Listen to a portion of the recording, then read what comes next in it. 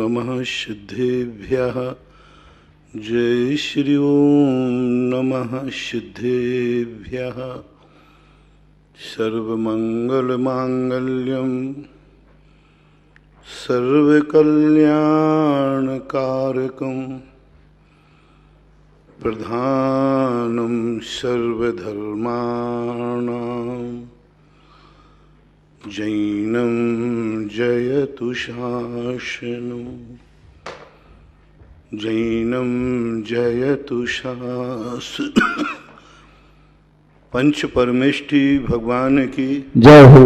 आचार्य श्री गुरुवर कुंद कुंद महाराज की जय हो। आचार्य श्री गुरुवर विद्यासागर महाराज की जय हो। परम उपकारी निर्यापक श्रवण मुनि पुंग श्री सुधासागर जी महाराज की जय। आचार्य संघ की जय। संसार में रहने वाला व्यक्ति अंदर नहीं कभी कभी उन्हीं तत्वों से दूर भागता है जिनकी अंत में शरण में आना पड़ता है। कुछ जीवन के इस सृष्टि के ऐसे सत्य हैं जिससे हम कितने ही दूर भागें लेकिन हमें उस सत्य को स्वीकार करना ही होगा। जैसे मृत्यु होती है, मृत्यु से हम कितने ही भागें, एक दिन मृत्यु के हमें स्वीकार करना ही पड़ेगा। कोई भी कितना प्रयास कर ले। और संसार का सबसे बड़ा आश्चर्य यही है कि मृत्यु जीवन में निश्चित है और सबसे ज्यादा व्यक्ति डरता है, बचता है तो मौत से बचता है। पूरी जिंदगी में और किसी का डर है या नहीं, मृत्यु का डर जरूर है। और वही एक ऐसा अनिवार्य सत्य है सृष्टि का जिसको आज तक कोई नहीं टाल पाया। तो फिर धर्मशास्त्र कहते हैं जो अनिवार्य सत्य है उससे डरने की अपेक्षा उसकी तैयारी शुरू करो। सत्य से डरो मत, सत्य का सामना करने की तैयारी करो, हौसले बुलंद करो, विल पावर बढ़ाओ सत्य को पाने के लिए। व्यक्ति असत्य से जूझने के लिए बहुत शक्ति लगाता है, असत्य से पापों से लड़ने के लिए बहुत ताकत लगाता है, अपनी जिंदगी को दांव पे लगा देता है। चोर डाकू देखो पूरी जिंदगी अपनी दांव पे लगा देते हैं असत्य के लिए, पाप के लिए, बुरे कार्यों के लिए। जितना व्यक्ति बुरे कार्यों में सफल होने में अपनी ताकत लगाता है उतनी ताकत यदि वो अच्छे कार्यों में लगा दे तो पता नहीं वह कितनी ऊंचाइयों को छू ले। जितना जितना समय, जितनी ताकत आप अशुभ और पाप कार्यों में खर्च करने के लिए लगाते हैं, पूरी ताकत लगाते हैं। एक डाकू एक डाके के लिए कितनी बड़ी ताकत लगाता है। जंगलों जंगलों भटकता है, रातों रात जंगलों में गुजार देता है। जहां साधु को बैठने में भी डर लगे वहां डाकू जाके पहुंच जाता है। डाकू बनकर के जंगलों में घूमता है, जंगलों में रहता है। यही ताकत यदि वो साधु बन के जंगलों में घूमे तो पंचम काल में भी चौथा काल आ जाए। घूम तो रहा ही है जंगल में ना, रात तो गुजार ही रहा है ना जंगल में। लेकिन यदि वही जंगल वो साधु रूप में स्वीकार कर ले, कुछ नया नहीं करना, साधु बनने के लिए कुछ नया नहीं करना, वही क्षेत्र, वही सब कुछ, वही विल पावर, रिक्स। शेर खा जाए तो खा जाए, सांप खा ले तो खा ले। कई डाकुओं को शेर खा जाते, सांप खा जाते। सबको मालूम है कि रिक्स जंगलों में है, फिर भी उनकी हिम्मत देखो कितनी है, उनका हौसला देखो कितना बुलंद है। उसके बावजूद भी आज भी डाकू जंगलों में पड़े रहते हैं। कुछ नहीं बदलना है, वही जंगल, वही हौसला यदि साधु बन के व्यतीत कर दो तो सब कुछ पा जाओगे। एक जुआरी अपने जुआ के फड़ पर बैठकर अपने सब कुछ दांव पर लगा देता है, सब कुछ दांव पर लगा देता है, कर्ज में चला जाता है। इंद्रप्रस्थ जैसा वस्तु दांव पर लगा दी, जो सबसे पसीने से कमाई थी पांडवों की, वो दांव पर लगी। स्वयं भाइयों को दांव पर लगा दिया, द्रौपदी को दांव पर लगा दिया।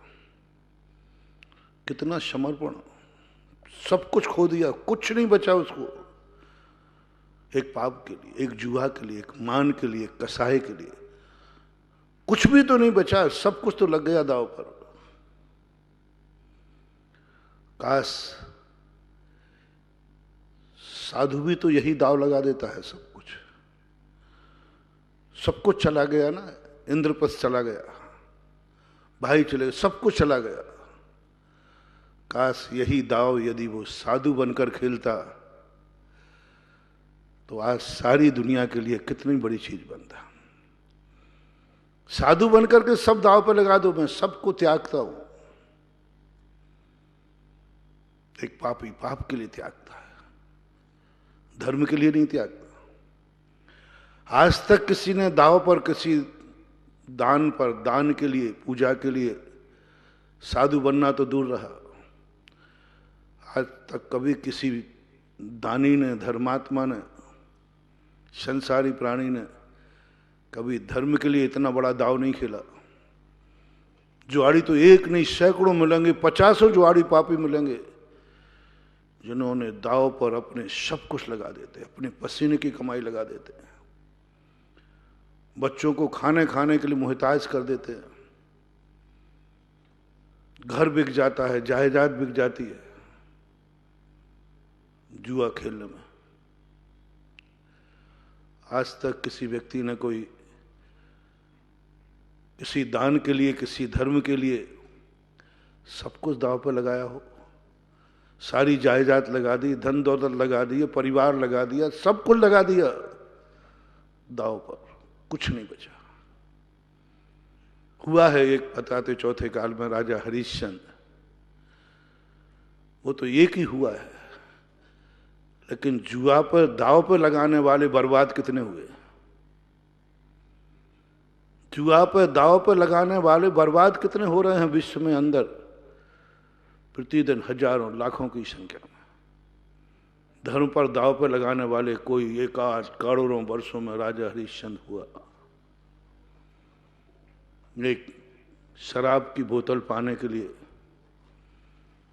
व्यक्ति अपनी पत्नी का मंगलसूत्र बेच देता है, परिवार के सिर फोड़ देता है, बर्बाद हो जाता है, नाली में गिर पड़ता है शराब की बोतल को लेने के लिए। किसने कभी कौन गिरा है भगवान के अभिषेक के लोटा के लिए? गिरते पड़ते शराब की बोतल उठा लेगा। और धर्म के अभिषेक के कहो तो कहता महाराज जी अब मैं बूढ़ा हो गया हूं, अभिषेक का लोटा उठता नहीं है। एक शराबी से शराब की बोतल उठ रही है कांपते हुए हाथों से, तुम्हें अभिषेक के लोटे उठाने में तकलीफ होती है। कितना सब कुछ, सारे संसार की तरफ देखो आप, हर व्यक्ति अपनी पूरी ताकत सब कुछ पाप के लिए लगा रहा। जो सत्य नहीं है, असत्य है, जान रहा है, समझ रहा है। जितने तुम लोग, हम लोगों को तो 22 परिसर हैं, तुम लोगों को तो परिसर है। 24 घंटे तुम लोगों की तो जिंदगी खतरे में पड़ी रहती है, तो भी तुम वहां से ऊबते नहीं हो, थकते नहीं हो। तो भी तुम्हारे मन में विकल्प नहीं आता कि सारी जिंदगी खपा दे। जितना अपन मौत से डर रहे हैं उतनी मौत की तैयारी करो, मरने की तैयारी करो। जैन दर्शन एक ही बात कहता है, सत्य से भागो नहीं, सत्य को स्वीकार करने की हिम्मत करो। मृत्यु सत्य है, उससे डरो मत, घबराओ मत। कर दो घोषणा, लाखों वर्षों तक जीऊं या मृत्यु आज ही आ जावे। कितना विल पावर बढ़ाया महावीर स्वामी ने अपने भक्त के। कर घोषणा, क्योंकि तेरे घोषणा नहीं करने से कोई सत्य टल नहीं जाएगा, वो तो आएगा ही। जब सत्य होना ही घटित है तो क्यों ना बहादुरी का खिताब जीते। तब मरना ही निश्चित है तो क्यों ना अपन ये घोषणा करें कि मैं मरने से नहीं डरता हूं, मेरे मौत की तैयारी है। तैयारी करके रखो।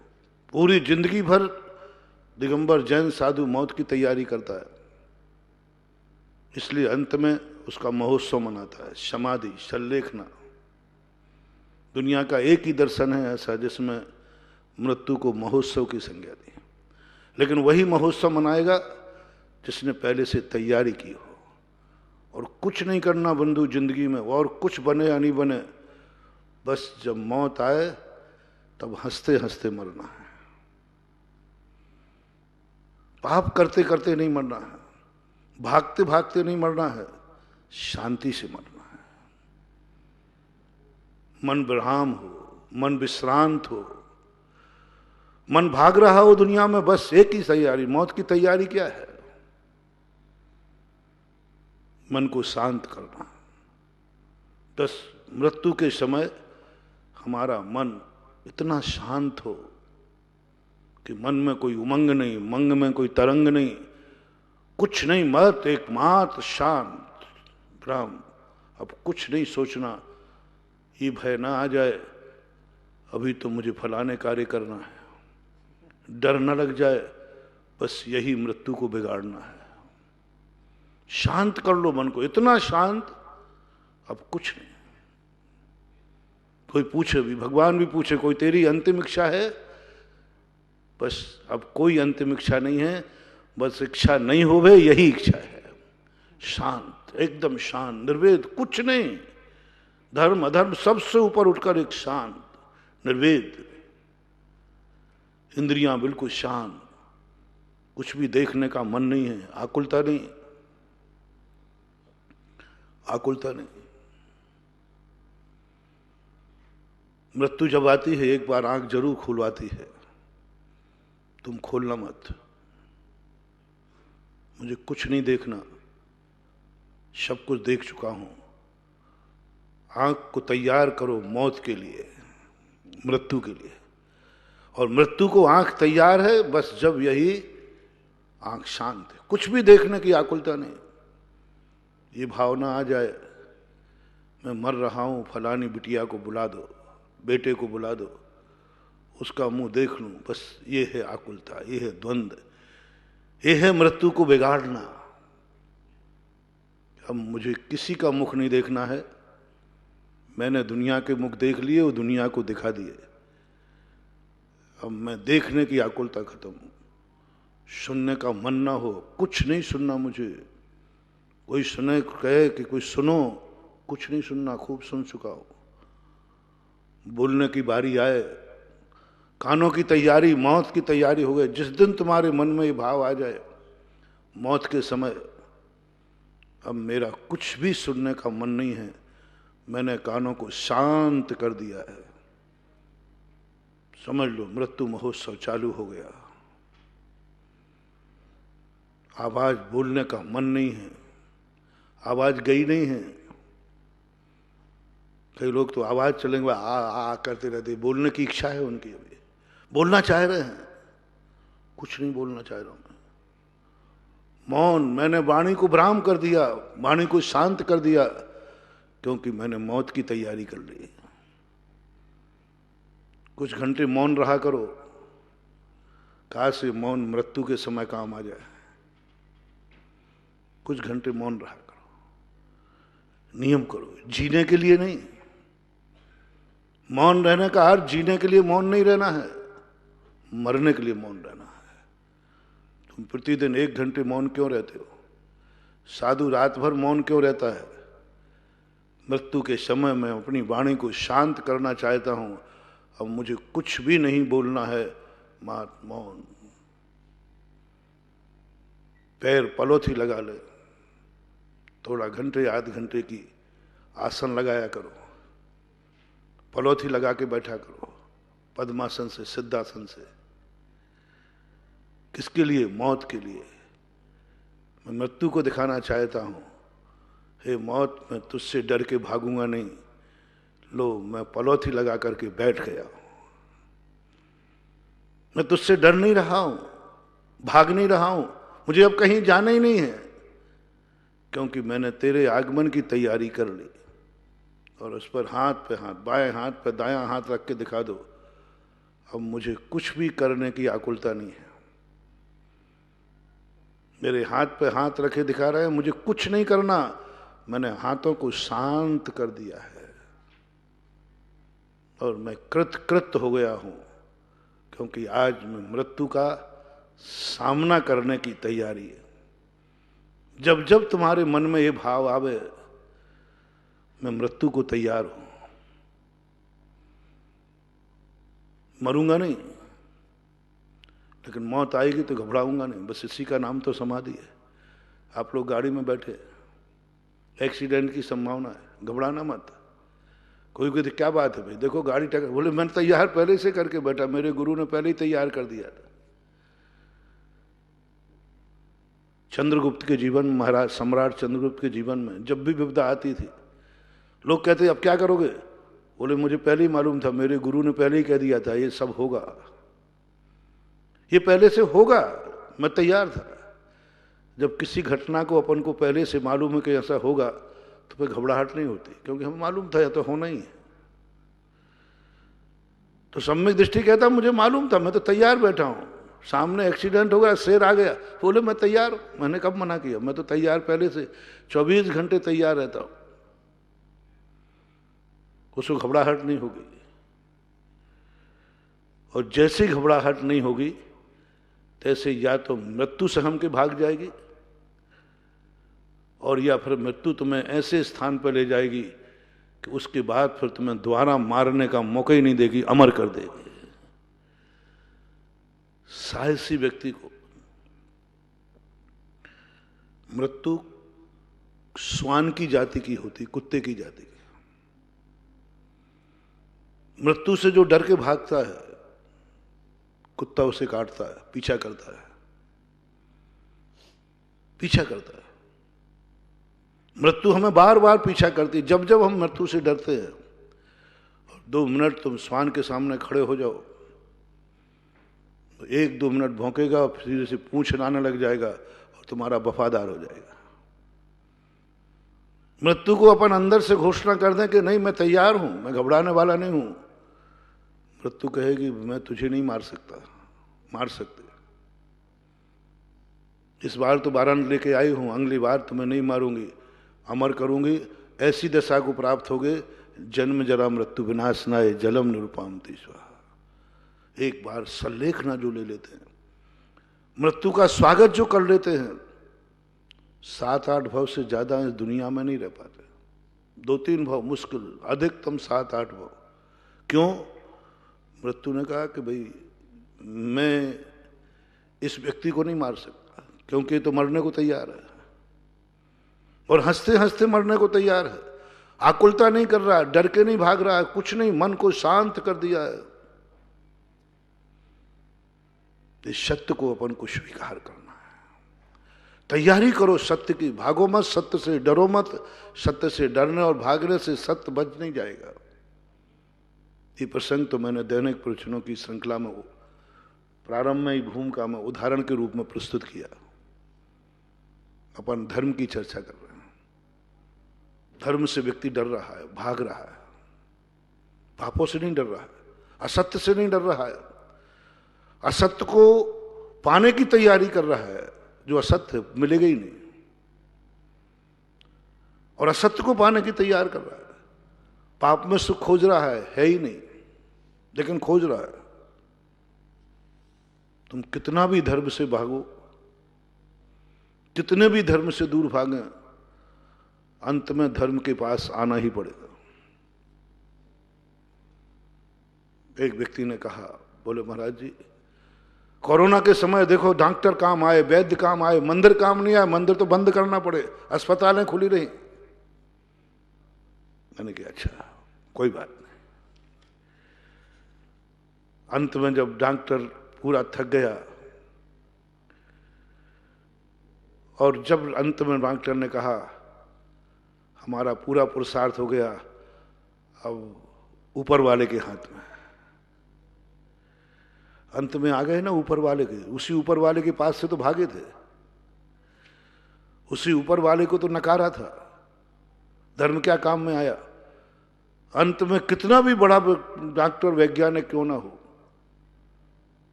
कितनी बड़ा नास्तिक क्यों ना हो, जिसने कभी भगवान को नहीं पुकारा, कभी नहीं माना कि स्वर्ग नरक मोक्ष है, भगवान है, अंत में उसको भी शरण में आना ही पड़ेगा। नास्तिक व्यक्ति एक निर्जन कुएं में, बंगाल में कुएं में गिर गया। उसे मालूम है यहां कोई नहीं आ सकता। एक बार वो ऊपर जरूर देखेगा और कहेगा यदि कोई शक्ति है तो मुझे बचा लो। तू तो मानता रहा जिंदगी भर शक्ति कोई है ही नहीं। जब सारे के सारे पुरुषार्थ तुम्हारे खत्म हो जाते हैं तब हर व्यक्ति को अदृश्य शक्ति याद आती है।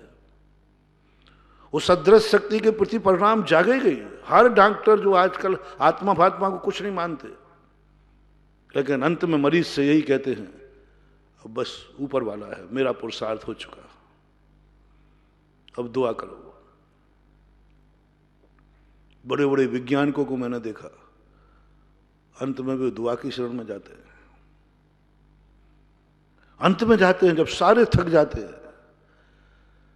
हम यही तो कह रहे हैं इतने दिन से, जब ये ध्रुव सत्य है कि दुनिया में एक दिन हमें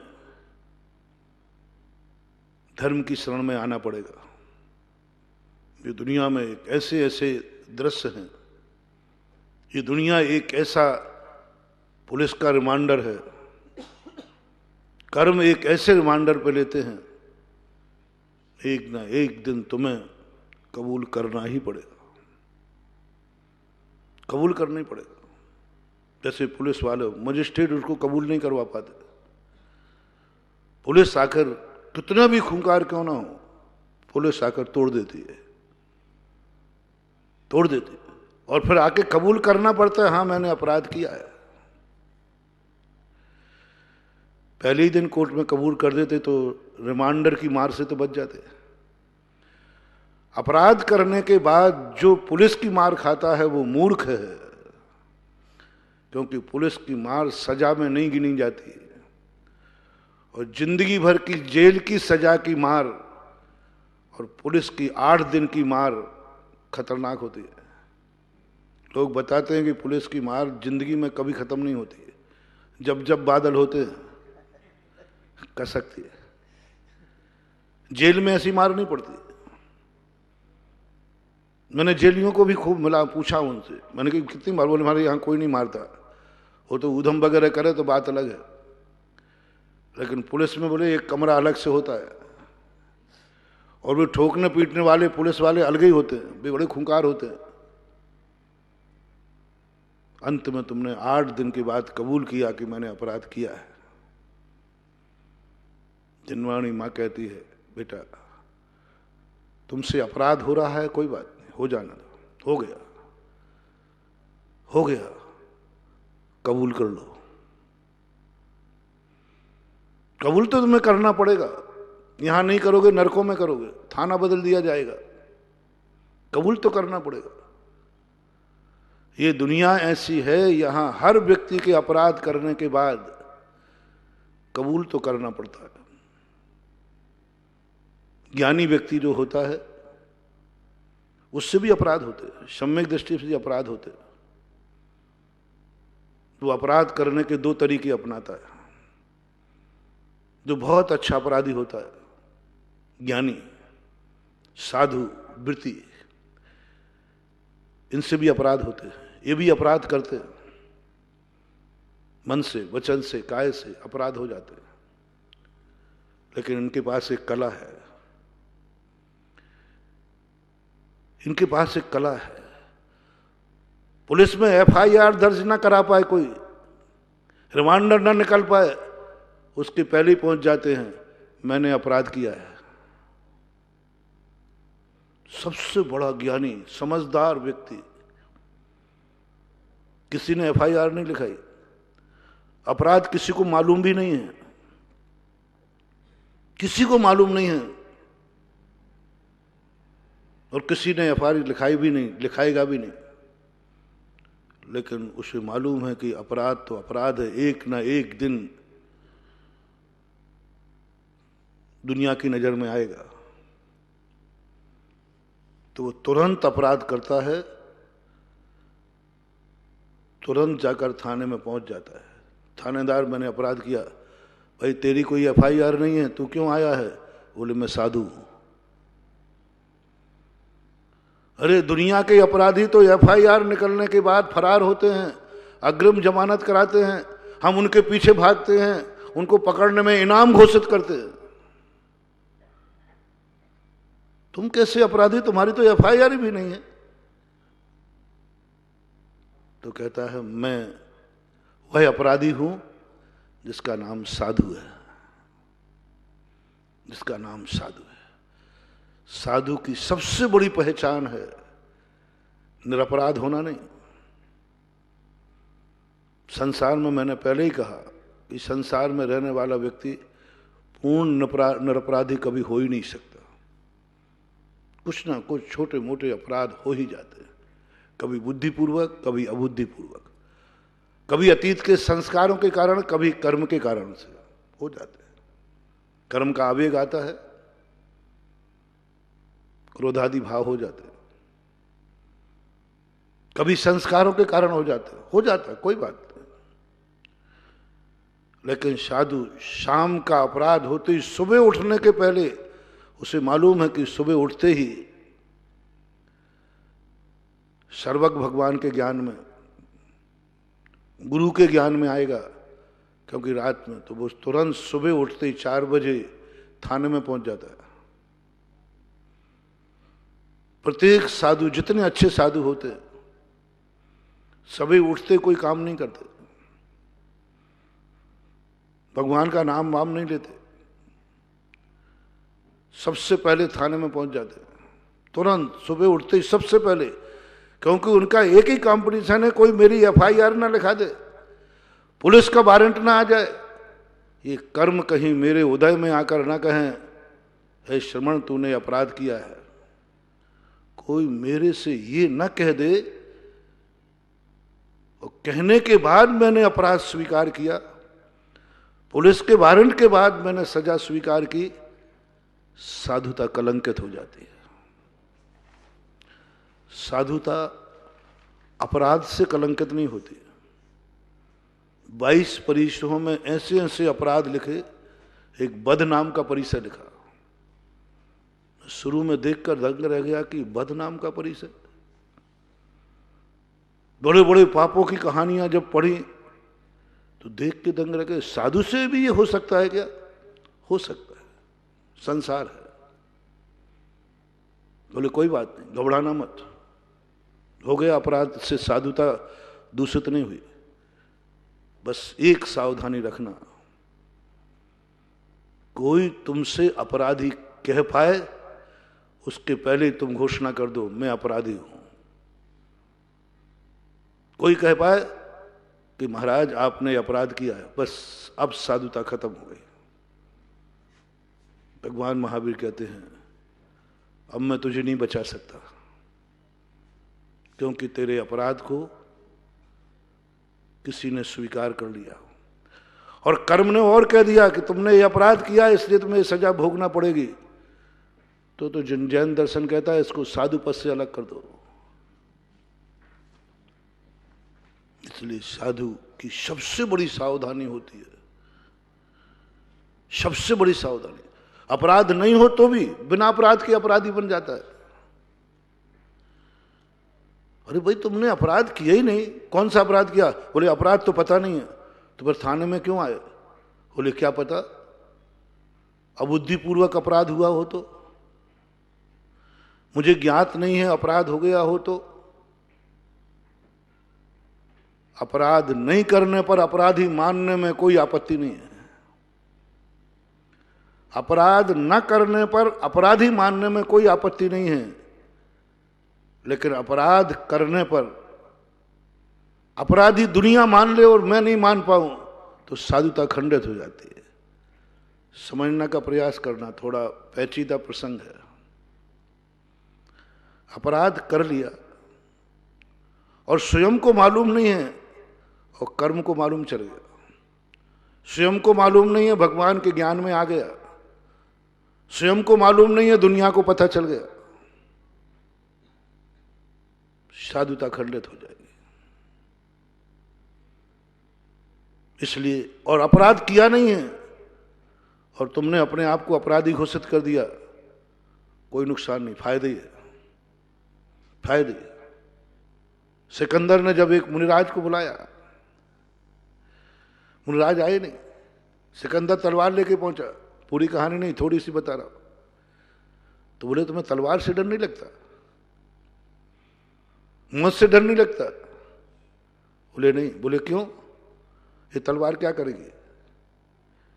ये तलवार कुत्ते की जाति की है, अपनी जाति को काटती है। बोले तेरी गर्दन काट देगी। बोले गर्दन में और तलवार में कोई अंतर नहीं है, दोनों एक जाति के, ये भी जड़ है, ये भी जड़ है। बोले शरीर जड़ है? बोले हाँ जड़ है। सिकंदर को तो मजा आता था तड़फाने में। तो कहता सिकंदर ये शरीर जड़ है, ये कटेगा, ये काटेगी, दोनों में कोई अंतर नहीं है। मैंने पहले ही इसको पराया मान लिया है। सिकंदर ने तलवार रख दी। बताते उसके बाद सिकंदर ने युद्ध नहीं किया। यमराज जैसा था सिकंदर, थक गया। जैन दर्शन यही कहता है मृत्यु को मजा नहीं है। मृत्यु जो जो कार्य कराती है, वो कहते हैं कल से तुम्हें खाना पीना बंद कर दिया जाएगा, अब तुम खा नहीं पाओगे। मैंने पहले ही से अन्न जल त्याग कर दिया है, शरीर को सुखा लिया है, मैंने अन्न जल कर पूरी मौत की तैयारी। क्यों ना अपन उस अंतिम सत्य की तैयारी शुरू करें जो एक दिन आना ही है। मौत हमें तड़फा के ना मार पाए, मौत को हम हंसते हंसते का मौका दूंगा। दुश्मन होता है जो ना, यदि दुश्मन गाली दे और अपन हंस जाए तो उसको मजा नहीं आएगा। उसको मजा कब आता है? जब अपन दुखी हो। मौत को हंसने का मौका मत दो। तुम हंस जाओ उसके पहले, मौत आने के पहले हंस जाओ, मैं तैयार हूं। देख ले सब कुछ छूट जाएगा। बोले मैंने बरसों पहले छोड़ दिया सब, ये परिवार, ये धन दौलत, ये सब छूट जाएगा। बोले तू हाथ छुड़ा रही, मैं बरसों पहले छोड़ चुका हूं, अब क्या क्या विकल्प आएगा? ये सत्य, उसके लिए मैंने धर्म की बात कही थी। महानुभाव, मत भागो धर्म से, एक दिन धर्म की शरण में आना पड़ेगा। तैयारी शुरू करो, तैयारी शुरू करो धर्म को पाने की। नमोकार मंत्र पढ़ना पड़ेगा, नमोकार मंत्र पढ़ने की तैयारी शुरू करो। शुरू से मुझे नमोकार मंत्र की माला फेरना है, तैयारी फेरना तो पड़ेगी। नवोरिहंताणम कहना तो पड़ेगा। कब? जब मौत सामने खड़ी होगी तब। मजबूरी में कहोगे? नहीं, ज्ञानी नियम ले लेता है, मैं प्रतिदिन नमोकार मंत्र की माला फेरूंगा। तैयारी शुरू, सुबह होते ही क्या करना है? बोले अभी मैं नमोकार मंत्र फेरने की तैयारी कर रहा हूं।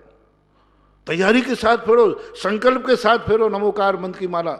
मजबूरी में नहीं, आफत के दौरान फेरना तो पड़ेगा, माला तो फेरना पड़ेगा, बस तैयारी के साथ फेरो। मेरी जिंदगी भर की तैयारी है माला की। मैंने प्रतिदिन नियम लिया है, 2 माला फेरूंगा सुबह शाम, तैयार होके फेरूंगा मैं। इसी प्रकार सब चीजों में, नरकों में तुम्हें ये प्रवचन सुनना पड़ेंगे। क्यों ना आज ही तैयारी होके सुनो। कहाँ जा रहे हो? बोले प्रवचन सुनने के लिए जा रहा हूं। तैयार होके आओ ना, तैयार होके आओ। तैयार कहाँ, क्या कर रहे हो? बोले स्वाध्याय करने जा रहा हूं। स्वाध्याय करूंगा। एक मजबूरी में ये प्रवचन याद आएंगे जब हमारे कुछ नहीं कर पाएंगे, कुछ नहीं हो पाएगा। देशनल अवधि प्राप्त कर लोगे, सम्यक दर्शन भी प्राप्त हो जाएगा, लेकिन दुखों से नहीं बच पाओगे। बहुत बड़ी बात कह रहा हूं महानुभाव। आज यदि अपन सम्यक दर्शन प्राप्त कर लेते हैं, महाराज कल कर लेंगे क्या फर्क पड़ता है, आज कर लोगे तो सम्यक दृष्टि का नरकों में मरण, नरक नहीं जाता। और नरकों में सम्यक दर्शन प्राप्त करोगे तो सम्यक दर्शन तो हो जाएगा, लेकिन नरकों का वेदना का एक दिन कम नहीं होगा। सम्यक दर्शन हो गया, लेकिन नरकों की वेदना वो तो पूरी आयु भोगनी पड़ेगा। पहले हो जाता है, तैयारी करके होते हो तो नरक नहीं जाओगे। नरकों में होगा, यही प्रवचन आज सुन करके सम्यक दृष्टि हो गए तो नरक से बच जाओगे। और यही प्रवचन नरकों में सुनोगे तो नरकों की पुलिस की मार तो तुम्हारी फोकट में पड़ेगी। सम्यक दर्शन तो करना ही पड़ा, सम्यक दर्शन तो प्राप्त करना पड़ेगा तुम्हें, आज नहीं कल। भव्य हो तो कहीं बच नहीं सकते। क्यों ना अपन तैयारी करें, क्यों ना अपन मनुष्य पर्याय में सम्यक दर्शन प्राप्त करें, नरकों का नहीं, नरकों में नहीं। नरकों में सम्यक दर्शन प्राप्त करने से वो नरकों की जो वेदना है, जो मैंने कहा था ना कि पुलिस रिमांडर के बाद मजिस्ट्रेट के सामने उसने अपराध स्वीकार किया, तो पुलिस की मार तो फोकट में खाई ना। नरकों में सम्यक दर्शन प्राप्त किया, साथ में नरक में, तो फिर मैंने पढ़ा कि साथ में नरक में सम्यक दृष्टि होते ही कुछ तो वेदना कम होती होगी, कुछ अलग वीआईपी कोठा होगा कि नहीं सम्यक दृष्टियों के लिए यहां रख दिया। नहीं, कुछ नहीं, कुछ नहीं, किंचित मात्र भी नहीं। मिथ्या दृष्टि, अभव्य सम्यक दृष्टि, नरकों की वेदना किसी को कोई कम, कोई वीआईपी व्यवस्था नहीं है नरकों में, कोई व्यवस्था नहीं। सम्यक दर्शन पाया भी, लेकिन नरकों में पाया।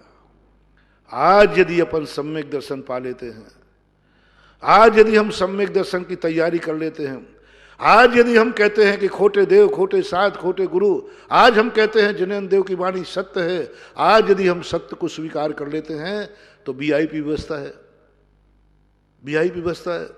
सम्यक दृष्टि नियम से स्वर्ग ही जाएगा। वीआईपी स्पेशल लिखा है, नाम दे दिया बद्दाय, इसकी यदि नहीं है तो सम्यक दृष्टि की मात्र एक गति, वीआईपी व्यवस्था, स्वर्ग, वो भी बेईमानिक। देखना, तैयारी होकर पहले से जो चीज अपन को प्राप्त करना है, जब निश्चित कर लो कि हमें एक दिन सम्यक दर्शन प्राप्त करना ही है तो आज ही करो। मनुष्य पर्याय से अच्छी पर्याय कोई नहीं है। देव पर्याय में प्राप्त करोगे तो नीचे आना पड़ेगा, अपन ऊपर जाए ना सम्यक दर्शन को लेकर। तब जनवाणी ने कहा चिंता मत कर, इस संसार रूपी जू में दो प्रकार के लोग हैं जिनको तुरंत समझाते ही आ जाती है, कुछ गधा भी हैं जिनको बाद में समझ में आएगी। तेरा प्रवचन निरर्थक नहीं जाएगा, तू तो प्रवचन दे। वो जिनवाणी की बात ऐसी लगी कि लॉकडाउन में पंडाल में कोई भी नहीं है तो पट्ठा प्रवचन दे रहा है। कोई भी नहीं, एक भी नहीं रहता है। लाइव वाले बेचारे वो तो आफत के मारे बैठे, हम क्या करें। इनको भी मौका मिल जाए तो ये भी चले जाए, मैं अकेले ही बैठ जाऊं, लेकिन फिर भी प्रवचन दे रहा हूं। क्यों? जिनवाणी ने एक शब्द मेरे से कह दिया उस दिन, जिस दिन मैं प्रवचन बंद करने वाला था। तू तो प्रवचन बंद मत कर, तुझे यही लग रहा है कि ये नहीं मान रहे हैं, और मैं तुझसे कहती हूं तेरा एक एक प्रवचन ये मानेंगे मानेंगे मानेंगे। आज नहीं कल मानेंगे। और ये केस 50 केस यहीं हो गए, जो मैंने शांति धारा का केस दिया। मानेंगे एक दिन, शांति धारा मांगे, तेरे ही से करवाएंगे। नास्तिक लोग हैं जो गंदोदक को नाली का पानी कहते थे, ये तो सफाई है भगवान की मूर्ति की, ऐसा कहते थे लोग कि ये मूर्ति की सफाई है, सफाई के लिए अभिषेक किया जाता है। उन लोगों ने शांति धारा कराई मेरे से, और मैंने चौंटिया लिए बिना नहीं रहा। मैंने कहा भाई गंदा पानी नहीं है कहीं।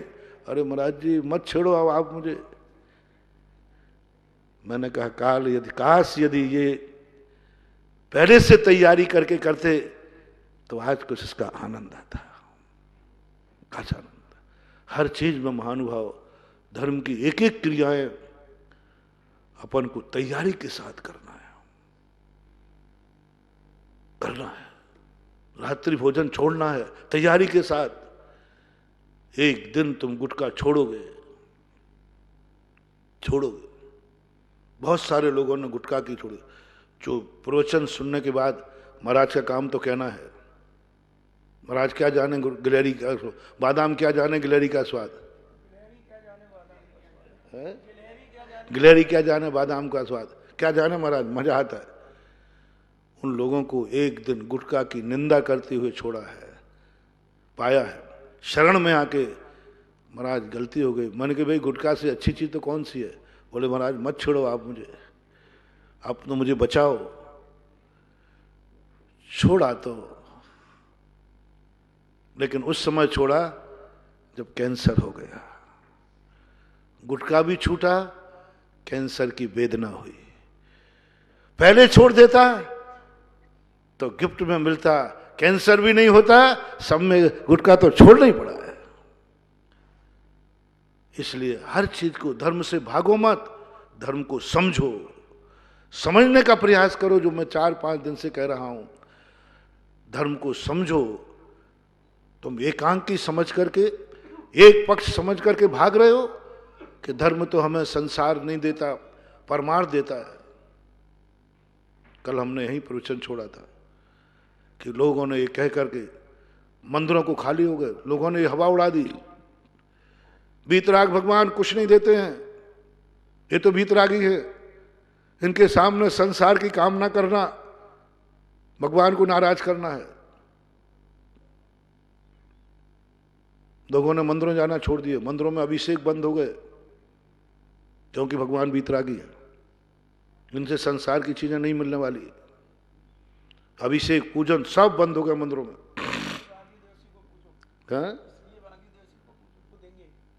सबके लिए, हर क्रिया के लिए। और बात सही है, महाराज के पास मत जाओ, वहां क्या मिलेगा, महाराज तो वीतरागी है, उनके आशीर्वाद से कुछ भी नहीं मिलना। और परमार्थ मेरे न चाहे कछु और, ईश रत्नत्र निधि दीजिए निशीज। अब रत्नत्र मान लेने वाले कितने लोग हैं?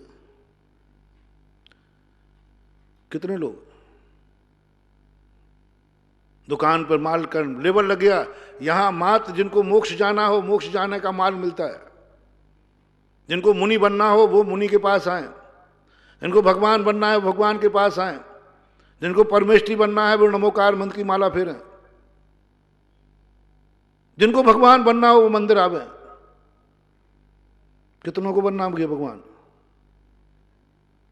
महाराज जी अब भगवान की बात में छोड़ो, अभी तो पहले हमें बाप बनना है। गृहस्थी में जा रहा हूं, लोगों ने मंदिर छोड़ दिए, बोले हमें भगवान नहीं बनना। कितने लोगों को भगवान बनने का भाव है? लोगों ने मुनियों के पास जाना छोड़ दिया, बोले मुझे महाराज नहीं बनना है, क्योंकि वहां लिखा महाराज बनना हो तो महाराज के पास जाओ। नमोकार मंत्र की माला छोड़ दी, बोले मोक्ष जाना हो तो नमोकार मंत्र की माला फेरो, पूज्य बनना हो तो पूजा करो, भगवान बनना हो तो अभिषेक करो। लोगों ने मंदिर जाना, मंदिरों से घृणा हो गई लोगों को, क्योंकि ज्यादातर लोग भगवान नहीं बनना चाहते, ज्यादातर लोग महाराज नहीं बनना चाहते, मोक्ष नहीं जाना चाहते। 99% सदा से, चौथे काल में भी, पंचम काल में भी, देवों में भी, स्वर्गों में, सदा विदेह क्षेत्र में भी 99% लोग चाहते हैं हम उस दरवाजे जाने को तैयार हैं जिस दरवाजे हमारी जिंदगी की समस्याओं का समाधान होता हो। 1%, मैंने बहुत कम ज्यादा कह दिया, 1%। 0.11% भी 0.01% हैं जो ये चाहते हो मुझे मोक्ष जाने वाला दरवाजा चाहिए, मैं भगवान बनना चाहता हूं, मैं महाराज बनना चाहता हूं। आपसे पूछता हूं, शेयर करता हूं, भगवान की बात तो छोड़ो, साधुओं के पास कितने लोग दर्शन करने आते हैं? लॉकडाउन के छोड़ो, अभी आचार्य के पास कितने लोग जाते हैं? लाखों। उनमें से पूछ लेना कितने महाराज बनने के लिए जाते हैं? आप लोग भी गए होंगे आचार्य के पास, महाराज बनने के गए थे? झूठ बोलना नहीं, सही सही बोल रहा। लाखों लोग प्रतिदिन साधु का दर्शन करते हैं, लेकिन महाराज बनने का भाव कितनों में आता है? और बोर्ड लग गया, वही दर्शन करे जिसको महाराज बनना हो। जिनको महाराज नहीं बनना वो महाराजों के पास जाएंगे तो पाप लगेगा, संसार की बात मांगेंगे तो। लोग महाराजों से दूर भाग गए, लोग महाराजों से दूर भाग गए, इतने दूर भाग गए, इतने दूर भाग गए कि साधुओं को आहार देने वाले नहीं, साधुओं को चौके रखना पड़े। अभी 40-50 साल पहले की घटना है। हर साधु संघ के अंदर संघ के चौके हो गए थे, संचालिकाएं हो गई थी, चौके थे, क्योंकि श्रावकों ने आहार देना बंद कर दिए थे। 2 हवा उड़ा दी गई।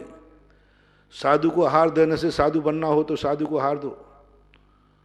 अब वो तो साधु क्या बनेगा, उसको तो अभी तिजोरी भरना है, व्यापार धंधा करना नहीं। साधु बनना हो तो साधु को आहार दो, बंदे तदगुण लब्धे। वो लोगों ने कहा कि साधु तो अपन को बनना ही नहीं अभी। दूसरा, आहार देना बंद का कारण है, ये तो शुभ क्रियाएं, सोने की बेड़ी और लोहे की बेड़ी। जयपुर की एक घटना है, एक कंजाइश थे, उन्होंने कहा महाराज सही बताओ पहले तो, ये सब पूजा पाठ आहार दान से बंद होता है कि नहीं? मन की बराबर होता है। शुभ क्रियाएं हैं कि नहीं? मन की बराबर है। तो महाराज फिर हमें क्यों बंद के कार्य करें? फिर क्यों हम लोग आहार देवें? हमें तो बंद नहीं चाहिए, निर्जला चाहिए। नहीं, पक्का सही बात है, सही बात है। आप लोगों को आहार नहीं देना चाहिए क्योंकि बंद होता है। अब हम लोग तो साधु हैं, अब क्या करें?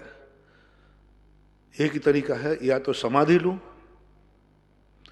दीक्षा लेते ही सब साधुओं को समाधि लेना चाहिए, क्योंकि आहार तो श्रावक देगा नहीं, क्योंकि उससे तो बंद होता है, आश्रव होता है, और बंद और आश्रव हे तत्व हैं, इसलिए श्रावक तो आहार देगा नहीं, क्योंकि बंद की क्रिया नहीं करता जन्मिक दृष्टि श्रावक। अब महाराज दीक्षा लेते ही सबको तुरंत समाधि लेना चाहिए, क्योंकि आहार तो मिलेगा नहीं। और या फिर दूसरा इंतजाम है कि साधु स्वयं को कमावे, बनावे और खावे। इन दोनों में से कौन सा मार्ग ठीक है भाई साहब, आप बताओ। जयपुर की घटना है 96 भट्टारक की नसिया में एक सज्जन से वार्तालाप हुई। मैंने कि इन दो में से तीसरा मार्ग था वो तो आपने बंद कर दिया। ये तो सब शुभ क्रियाएं हैं, बंद का कारण है सब है। सोने की बेड़ी और लोहे की बेड़ी, बेड़ी का खूब जम के कहा।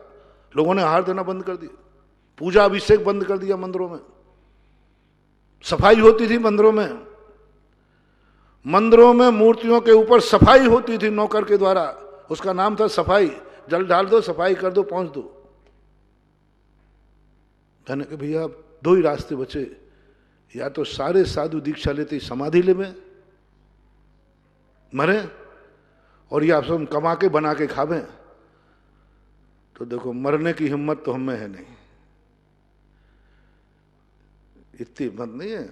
ठीक है मौत आ जाएगी तो तैयार हूं, लेकिन चला कर मरूं, ये आत्महत्या नहीं होगी क्या? अब एक रास्ता बचता है, हम सब साधु लोग कमाएं, बनाएं और खाएं। आपकी क्या सहमति है? बोले नहीं महाराज ये तो संभव नहीं, आप तो कर ही नहीं सकते। मैंने कहा तू ना मरने देगा ना खाने देगा तो फिर क्या करूं?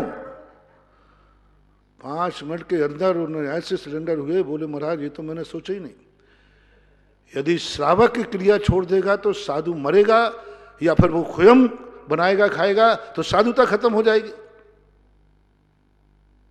समझो परिणाम ये निकला था कि हर साधु संघ के पास चौका था, क्योंकि श्रावकों ने आहार देना बंद कर दिए थे, बंद के कारण। हर साधु को चौके लगना। 99% लोगों के पास जितने थे सबके पास चौके चलने लगे थे संघ में। आप सबको मालूम होगा कुछ समय पहले वो तो गलीमत रही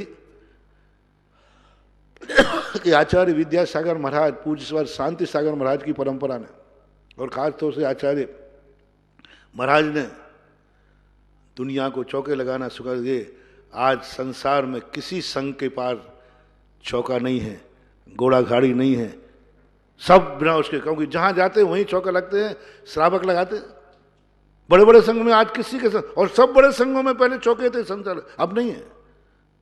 अब तो 2 साधु होते हैं 4 चौके लगते हैं। लोगों को समझ में आ गया कि ये बंद का कारण है तो कैसे है, किस रूप में है, समझो धर्म के लिए। कल भी मैंने कहा था, हे तत्व आश्रव है। सम्यक दर्शन की रक्षा आश्रव से होती है, सम्यक दर्शन की वृद्धि आश्रव से होती है, और आश्रव हे तत्व है। कल दिया था ना उधर, गेहूं पवित्र है, गेहूं पवित्र है, लेकिन गेहूं की वृद्धि गंदे खाद से होती है। खाद गंदा है, अशुद्ध है, दुर्गंधयुक्त है, लेकिन गेहूं में वृद्धि किससे होगी? खाद से। सम्यक दर्शन शुद्ध है, आश्रव का कारण नहीं है, लेकिन उसका सुरक्षा सम्यक वर्धनी क्रिया खाद से होती है, सम्यक दर्शन की। इसलिए ये मत समझो कि धर्म को समझो, धर्म हमें कष्ट देता है, धर्म से कष्ट होता है, लेकिन इसका फल बहुत मीठा होता है। बस सवाल है उसकी तैयारी करके चलना है अपन को। धर्म हमारी जिंदगी में मजबूरी में नहीं आएगा, मजबूरी में नहीं आएगा। धर्म हमारी जिंदगी में स्वभाव बन के आएगा, कर्तव्य बन के आएगा। हम मंदिर मजबूरी में नहीं जाएंगे, हम मंदिर तैयारी से जाएंगे। हम नवोकार मंत्र की माला मजबूरी में नहीं फेरेंगे, तैयारी से फेरेंगे। धर्म की शरण में आना ही है तो हम तैयार होकर धर्म की शरण में आएंगे। और धर्म समझ जाना महानुभाव, धर्म परमार्थ की ही व्यवस्था नहीं करता। मैंने जब मंदिरों को देखा, मैंने कहा ये मंदिर सूने हो गए। राजस्थान इसमें नंबर 1 पे था। मंदिरों का घवाला मात, नौकरों के पुजारी, 100 घर की समाज है, वहां पुजारी लगाए, तीर्थ क्षेत्रों में पुजारी।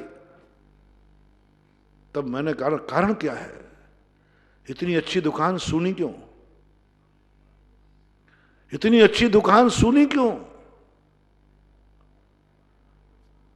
कोई ग्राहक ही नहीं, क्योंकि जो माल ग्राहक चाहता है वो दुकान में माल लोगों ने गायब कर दिया। तब मैंने कहा नहीं, आओ इस दुकान पर सब कुछ मिलता है। ये वो टाटा का मॉल है जहां सुई से लेकर प्लेन तक मिलती है। नेमीचंद महाराज को पढ़ा, फिर मैंने भी शास्त्र पढ़े। तब मैंने शास्त्रों में पढ़ के देखा कि यहां तो सुई भी मिलती है और प्लेन भी मिलता है। यहां गेहूं भी मिलता है और भूसा भी मिलता है। यहां मोक्ष भी मिलता है तो संसार भी मिलता है। पहला एक जैन दर्शन ऐसा है जो एक तीर से 2 निशाने करता है।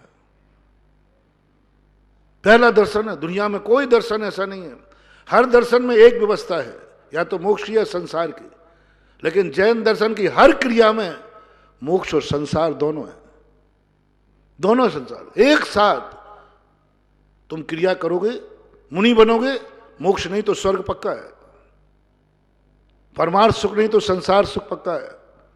एक भी क्रिया ऐसी नहीं है जिसमें संसार सुख नहीं मिलता हो।